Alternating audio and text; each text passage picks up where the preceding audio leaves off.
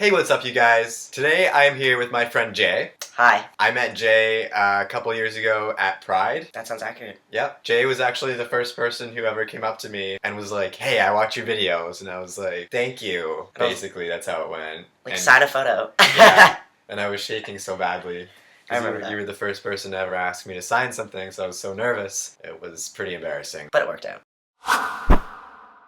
So today I thought that I would talk to Jay a little bit about his transition and what he has done to get his top surgery so early and by himself. And yeah, we just kind of want to share your story.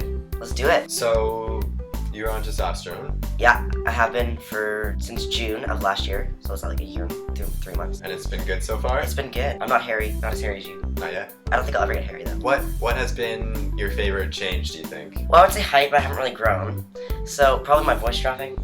I think that's a big one for everyone. Yeah. Yeah. So then just this past weekend we were at the Diverse Gender and Sexual Orientation Conference, and I learned that you got your top surgery at, how old are you? 17. 17. So when did you get it? I had it in June of this year, like June 8th of this year, so I was 16 when I got it. Wow. Yeah. So do you kind of want to talk about a little bit what you had to do to get it? Well, the first step was seeing your endocrinologist, and then I saw Chris Booth, who's a psychiatrist, you said? Yeah. Him, and then he was kind of the one that kind of led me into it, and he's like, you should be on testosterone for about a year because I think it's some BC guidelines if you're under 18 or something like that. And I was like, okay, cool. So I stayed, I was like a week under a year, something like that. And then so I went to him, and then he's like, okay, as long as you're on a year, then he has to sign a note because I'm underage. And then my parents have to sign the note because I'm underage. Make sure they're both on board and they just know everything that's going on. And then there was all this paperwork, contacting the people that do the surgery out in Cleveland, and I had to go through all the paperwork with them. I had to get a note, only one note from Chris Booth, and then it was just a lot of paperwork, filling it out,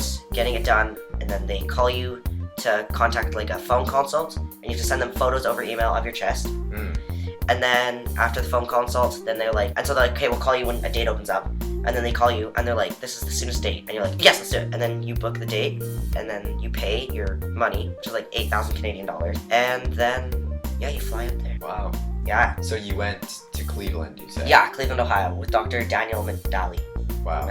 Okay. So people in Canada, we either have the decision to wait a really long time and have the government pay for it. Yeah. Or you can pay for it yourself and go get elsewhere. it done right away. Yeah. So that's what you did. Yeah. So you said that you saved up all that money all on your own and you just went for it and did it? I did. Yeah, that's awesome. So do you remember, was there a moment when you decided that I'm not waiting, I just want to do this right now? Did you ever have that kind of split decision, or was it how did you come to that thinking of that? I probably would have gone through the government.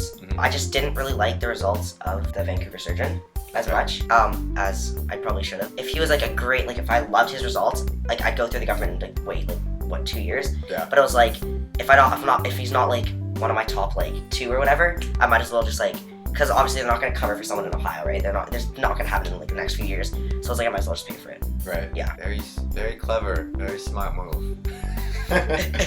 There's my car though. That was my car. That was my car fund. Yeah. It's gone. So that's a trade you had to think about. Yeah. Was it worth it? It was worth it. Yeah? I think so, yes. No, I don't think so. I know so. You know so? What are some positive feelings that you have felt now that you've had surgery compared to prior? Well, I never wore a binder before. They were too tight and just awful. Right, I was just yeah. it's not worth it. It's Yeah. just it's too horrible. And so I mostly just wore a tank top under, like a loose tank top, and then t-shirt over. And then now that I don't have to do that, it's so much nicer because you're not sweating in the middle of the summer, and it's not disgusting. So physically, it's just a relief. Yeah, it is. I think physically, yeah, and you can swim shirtless at the beach. Yeah. Except I sunburn, which is really weird.